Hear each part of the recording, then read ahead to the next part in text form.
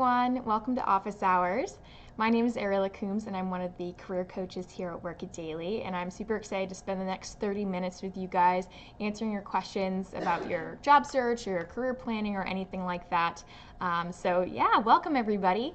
I typically kick off office hours with a topic to get things started, but I'm happy to answer as many questions as I can after I'm done with the topic, and it can be related to that, it can be unrelated, as long as it's focusing on job search or career planning or anything like that. Happy to answer those. With that said, we do typically get a lot of questions and I try my best to answer them all, but sometimes within the 30-minute time frame it's not possible. So if you can't get your question answered, definitely join us inside of our program. We're always answering questions every single day, and you're guaranteed to get your question answered there. Here, I will try my best, but no guarantees. And if you are asking a question in the chat box, please put question in all caps just so we can find it quicker, because there's so much going on in that chat. So that would be great if you could do that. So, all right, so today I really want to talk about getting ghosted by recruiters. We are in the middle of a really cool challenge right now. It's called the Make Recruiters Come to You challenge. It's a course inside of our program, and it's a really in-depth look at how recruiters operate, what they're looking for, how you can set yourself up for success, and it's a really popular course right now. So if you haven't checked it out, please do so. It's very cool and it's very informative. But I wanted to touch on this because this comes up so much in job search, and our clients are constantly battling this. I was talking with a recruiter and he or she just totally stopped talking to me. Don't know what happened. This person came to me, then they stopped talking to me, or I reached out to them. We were having a great conversation. Things just stopped and I don't know what happened. So it happens every single day in job search. So why does this happen? Like, why are you getting ghosted? And first off, ghosting is that kind of action of like you're talking to somebody and then that communication is cut off abruptly. It's completely random, you don't know what happened, and they just stop talking to you. So it's very frustrating and it's so common.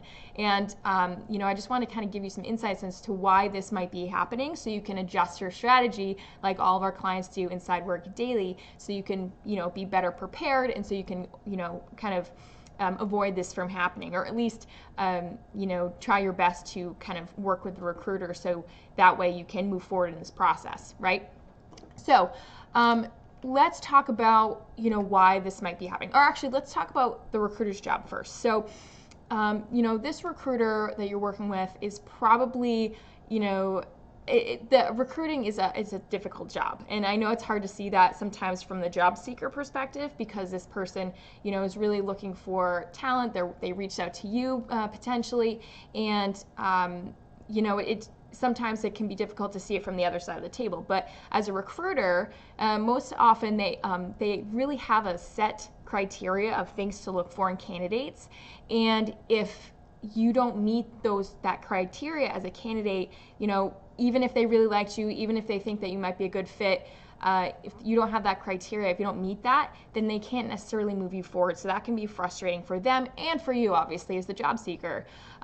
They also are very pressed for time usually. They've got a lot to do in a very limited amount of time. They have to fill seats, and they have to make sure that they're getting the most qualified candidates out there. So that can be stressful. So they're also overwhelmed in terms of, they're working on multiple searches at once. They're trying to meet deadlines. They're trying to get the right talent in there, trying to schedule all this stuff. So recruiting isn't as easy as it might seem on the other side of the table. So having some empathy for the recruiter in this case is actually going to help you kind of work with them better, so that way you can really set yourself up so both of you are successful in this interaction, this process. So it will decrease your chances of getting ghosted, right? So that if you work together, and if you can set yourself up to meet the criteria, you're emphasizing the right things, you are being proactive in your search, you're making their jobs easier. In the end, that's really what it's about. If you can make their jobs easier, if you can make it easy for them to move you forward in that process, then it's just gonna, be a better situation for everybody, and you're not necessarily gonna get ghosted. I will say that sometimes it does happen, and there's no explanation for it. It's, they found somebody else, they're working on multiple situations at once, and they didn't have time to respond, or something happens, and unfortunately, that's a reality for some, cases. But you can, definitely try your best to kind of get past that or prepare yourself so that it doesn't necessarily happen, right? So I just want to kind of go over some things that might be happening here that, cause this ghosting, right? So like I mentioned, a recruiter in most cases they're working off a set criteria, right? So they have to find candidates who check off all the boxes in this checklist essentially that they're given. And if you don't check off all the boxes, then you're not going to meet the requirements of the job, and they can't really continue working with you for this particular role because they need to find a candidate that does check off all these boxes. So if you don't do that, then might happen, right? So to combat that, you just want to make sure that you're really looking at the job description, really looking at the opportunity as a whole, and saying, how can I market myself as effectively as possible? What do I need to be emphasizing? Do I need to fill in any gaps of knowledge or expertise? Is there anything I can do to make myself a better candidate and check off these boxes, right? Also making your materials easy for them to be able to do that. So you could have the perfect experience and you can have all the requirements, but if your resume, for example, is formatted terribly and they can't find that information quickly, or they can't find that information because it's lost within all this other information that you're trying to include, then that can also make this happen, right? So you didn't check off all the boxes. The other thing is, if you waited too long to respond, then they might not continue talking with you because, again, like we talked about, they're pressed for time, they're stressed, they're overwhelmed, they've got a lot going on. And so if you waited too long to respond, then you might end up in this situation where they're not going to continue contacting you because they either found somebody else, or they're looking for candidates who are more motivated to have that conversation, and they're making it easy for them to, again, do their jobs, right, and contact you. Then finally, you were too expensive. So maybe you were chatting and everything was going great, and you checked off all the boxes, you responded, but maybe you didn't necessarily do your homework in terms of what's competitive in terms of salary. And if they ask you, what are your salary expectations, and you give it to them, and it's not in alignment with what their budget is for this role or what the competitive rate is for this type of role in this area, they might not be able to move forward because they're given a certain budget for this role, and it's not, it doesn't make sense to move forward if they know that this isn't going to be in alignment with your salary needs, right? So just some things to think about in terms of chatting with recruiters and understanding what's happening on their side of the table to cause this ghosting, kind of situation here. Now, if you've been working with a recruiter and they just totally go silent on you, then you can definitely try following up and just saying, hey, I just want to reconnect and, see if there's anything else I can do at this point in the process. I'm really excited and a big fan of your organization, and, I'd love to find a way to earn a role there or find a way to contribute. So is there anything else I can do for you at this point in the process? Just a simple follow-up like that, and they may or may not respond, but it's always worth checking in and seeing. Okay, so for more in-depth information on working with recruiters and understanding what this whole process is about and how to go about it effectively and strategically, definitely check out the Make Recruiters Come to You course inside Work It Daily. It's part of our big premium subscription package, and it's the challenge that we're kind of doing this month, and it's really cool. We've gotten so much great feedback from this course, so definitely check it out if you haven't already. Okay, so let me just get to questions here.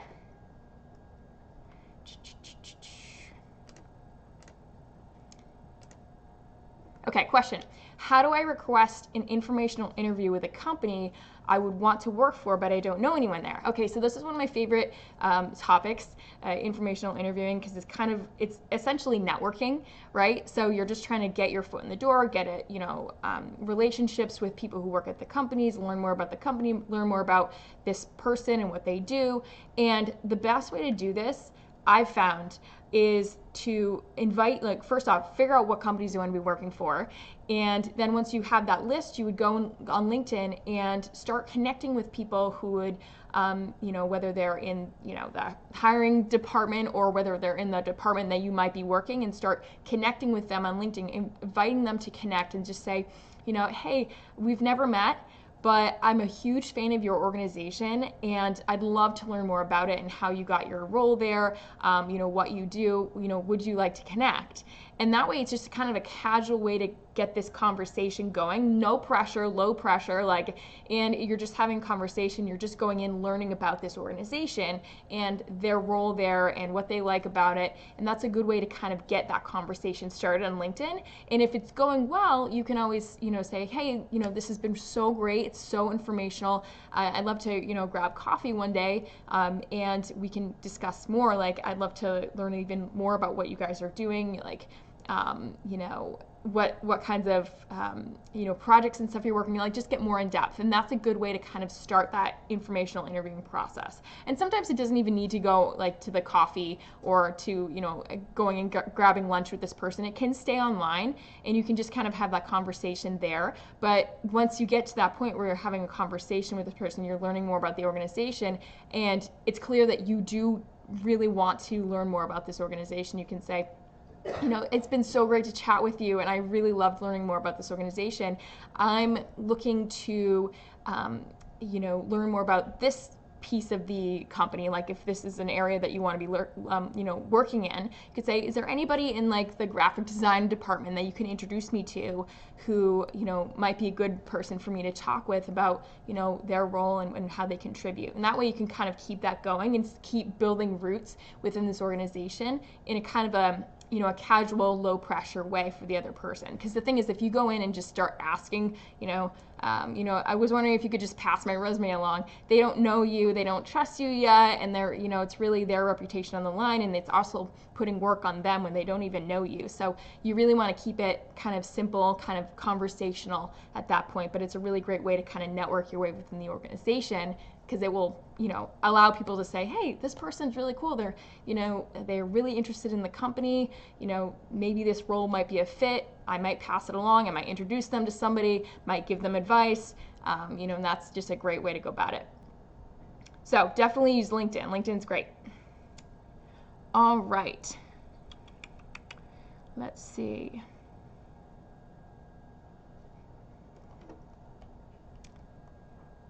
Okay, question. I was ghosted by a recruiter several times only to see on LinkedIn that he now works for a new company. Should I reach out again? So yeah, so in this case, if this recruiter was an in-house recruiter and moved on to this other company, obviously there's a reason why the communication stopped, right? So, I mean, you can always just follow up and say, hey, I noticed that you got a new opportunity at this company. Congratulations.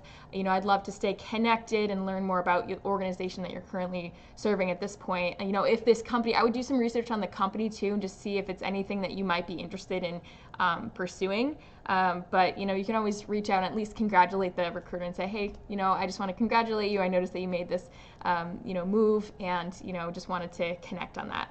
That way you at least have some kind of conversation, and if this was a company that you're interested in, then there might be something there. They might, you're staying on the radar screen in the event that something was, an opportunity is opened up there, if that might be a fit for you. All right, let's see.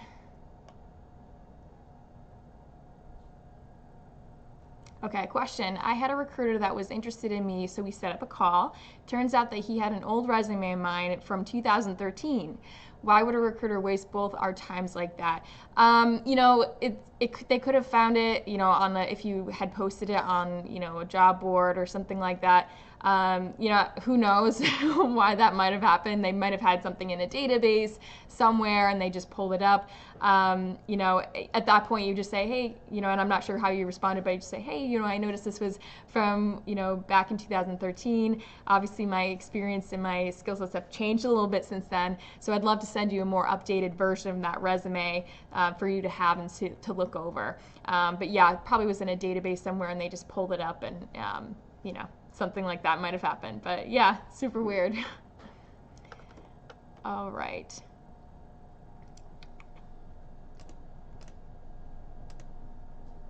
Okay, question. I just moved to Paris and it's been really hard to find a new job. Any tips for job hunting after relocation? I know well the culture, language, but it seemed to be ghosted by recruiters. So, like when you've relocated, obviously you're essentially starting from, square one, right? You don't really have a network there necessarily.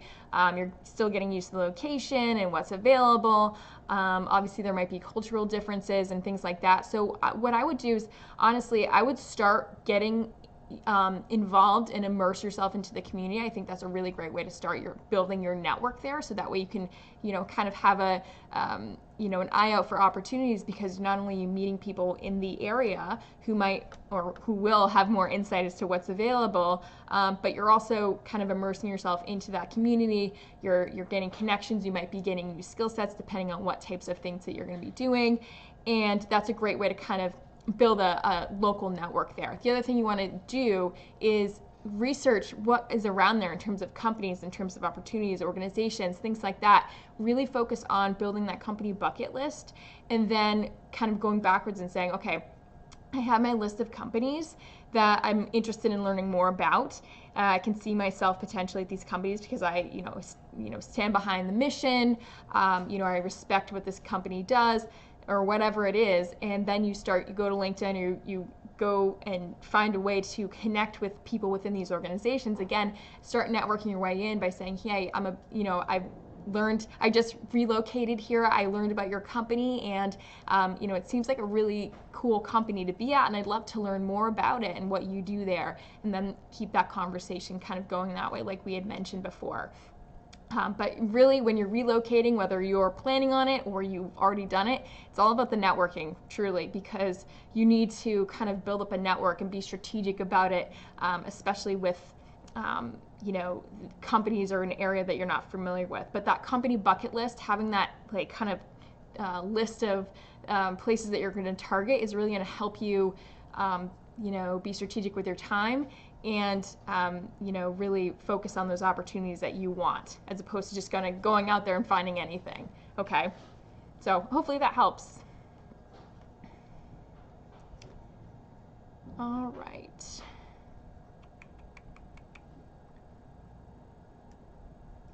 All right.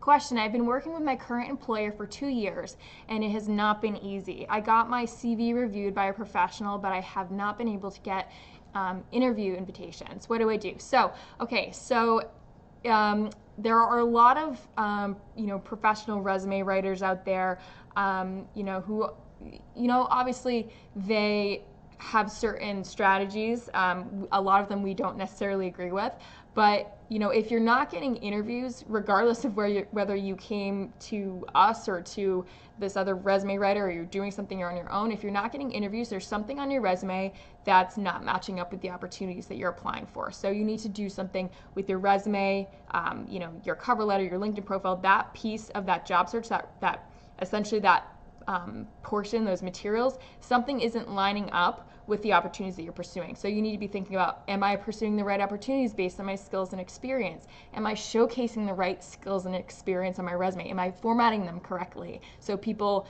understand what I do easily and quickly, right? Are you making it easy for them to see this information in your qualifications?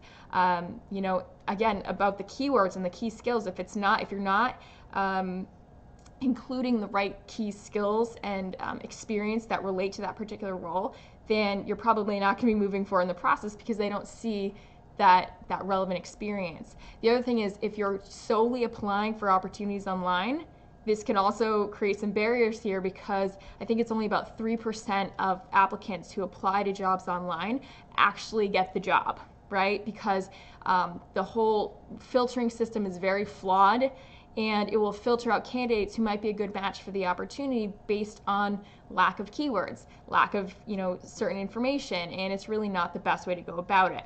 With that said, sometimes you have to kind of apply online, but you want to go around that process, and again, it's all about networking.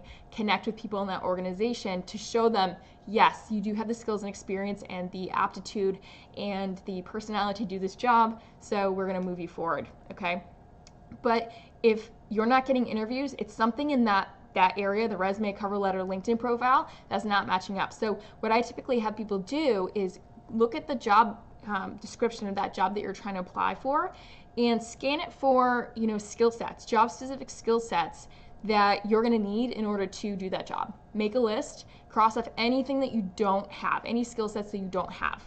And then bring that remaining list over and say, okay, where can I emphasize this in my resume?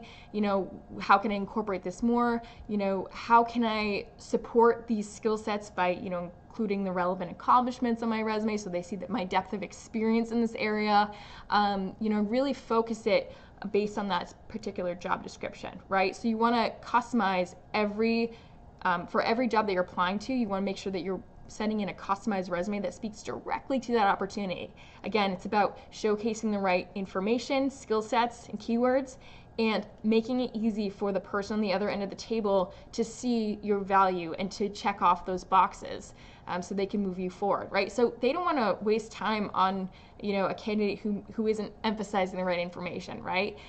Because it's wasting both of your time, right? So for them, they want to find someone who's going to check off the boxes immediately. And for you, if this isn't the right opportunity, then it's not worth pursuing. So the other thing you want to continue thinking about is, am I applying for the right opportunities in general? Look at your own experience and say, hey, what kinds of jobs will fit my experience, my skill sets here? And maybe you're not applying for the right opportunities based on what your skills and expertise are in your resume. Okay, so look at that point in the process and say, how can I make this more customized? How can I market my skills and expertise for these roles more effectively? And am I looking for the right roles at this point? Okay, so I hope that helps. All right. Let's see.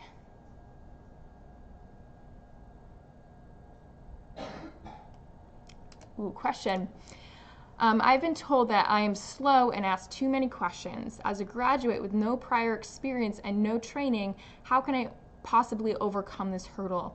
Okay, so obviously if you're in a new job and you're asking questions, obviously that should be expected. And obviously when you're just starting out in the workforce, it's going to be a little bit of a challenge trying to get back, up to speed and not bother people by asking too many questions or whatever. The thing that you need to do at this point is to have a conversation with your boss, your manager, and say, hey, I really want to excel in this area and I'd love to set some expectations. I'm realizing that I need more training in this area, and I bring some options to the table in terms of how you can get that training, whether it's, is it an expertise thing? Is it industry expertise? Do you need to be taking some online courses? Do you need to be getting some certifications? Do they offer any training at the organization that will help you kind of get to that next level? And talk about expectations. What are you expected to do? And, kind of build your kind of career plan around that and say, okay, well, I'll need this training. I'll need to understand this. This is where I'm going, so I'll need to understand that. And then ask your manager and say, okay, so how have other people done this in the past? How have they learned how to do this in a quick amount of time? So having that conversation and setting those expectations and figuring out how you can get those resources, or doing some research yourself and saying, okay, well, how can I fill these gaps, these knowledge gaps on my own, so I can really show my manager that I'm committed and I'm even though I don't have a ton of experience and ton of training right now, I'm still going to find a way to get that experience, to get that training, so I can succeed in this role and help my manager and make his or her job easier, right? But having that conversation is really key, and understanding your expectations is also very important. So this is how you should be matching up, and if you're lacking in some areas, you need to figure out how you're going to kind of fill those gaps, okay? So I hope that helps. All right. Let's see.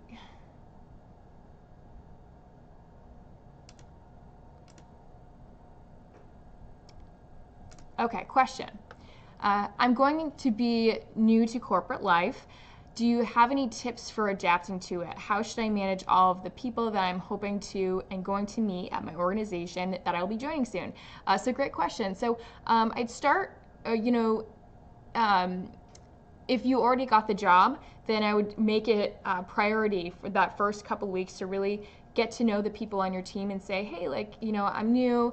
I just want to introduce myself. And, I'd love to, grab lunch or something to get to know you because I'm going to be on the team. And I really would like to understand, how you contribute to the team and how long you've been here, and just kind of get to know people within that first week or two, right? And if you're planning on going into corporate life, like you're looking for jobs right now, go with the same strategy that we've been talking about.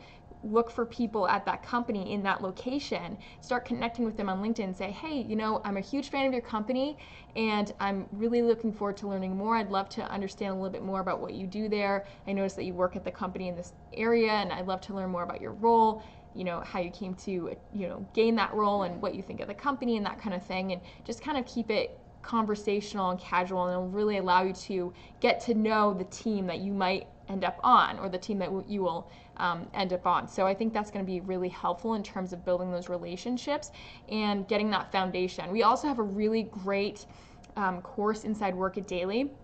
It's called the First 90 Days on the Job course, and it really tells you exactly what you need to be doing within the first 90 days of having a job to set yourself up for success on the team, in your role. And it's really, really helpful. It's one of my favorite courses in there. And it tells you, how to set up mentorships, how to get to know your team, how to work with your manager, setting those expectations like we were talking about earlier. So if you're not already in it, I definitely, look to see, if this is something that you might want to consider, because it really breaks down each of those things that you need to be doing that first 90 days. Okay, so to set yourself up for success there. All right.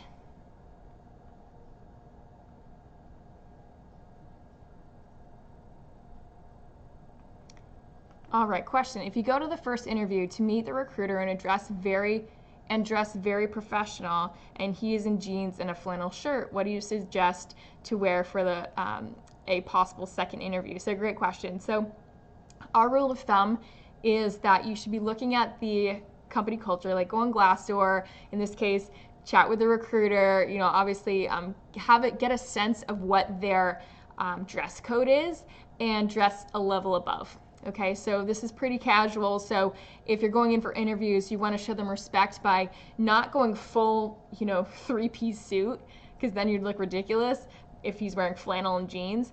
But you want to at least, kind of go like the business casual route, khakis, maybe a nice, shirt, and, just kind of dress a level above, because it again shows respect, but it also shows them like, wow, they're not completely going with the traditional suit. They don't understand our culture at all, right? Like if you're going in and they have flannel and jeans and you're going in with a suit, they're going to say, wow, they really didn't do their homework, because they don't understand our company at all based on, what they've done. So, it's really important to, not go crazy with the dress up. Try to match as much as you can, but, go a little bit above that. So again, you're showing them respect. And I unfortunately made this mistake with my first internship. I did not do my homework, and honestly, I should have known this from the beginning, because I was applying for this PR internship at this local farm.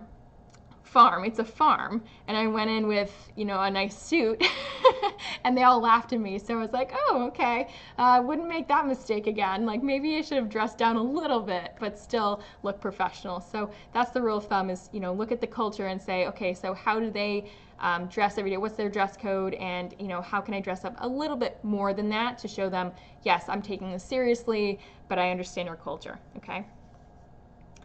All right. Let's see. All right, last question here. I can't believe 30 minutes has already flown by. So how many years should you show on your resume? So years of experience should you show on your resume? So our rule of thumb is that if you have, a long career,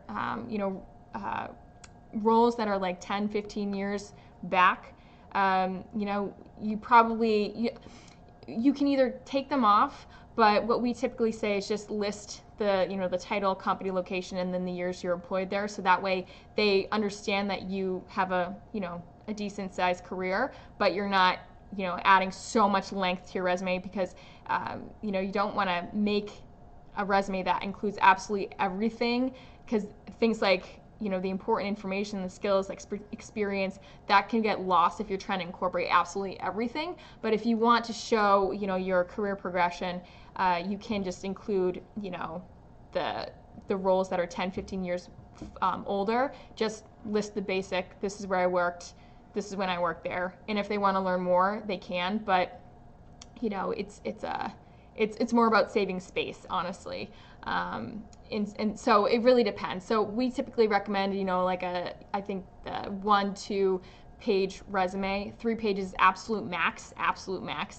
And if you go further than that, if you have a long career, if you have a lot of jobs, you really want to find ways to condense that by just listing the most relevant stuff at the top, and then anything else in additional experience, but just keep it very simple, so that way you're not adding too much length to your resume. Okay? All right, so I hope that was helpful to you guys. Definitely check out our premium subscription inside Work It Daily if you didn't get your question answered. And definitely tune in again next week. We do this every Wednesday at 1 o'clock. So I hope you guys have a great rest of your week, and thanks so much for coming. Bye.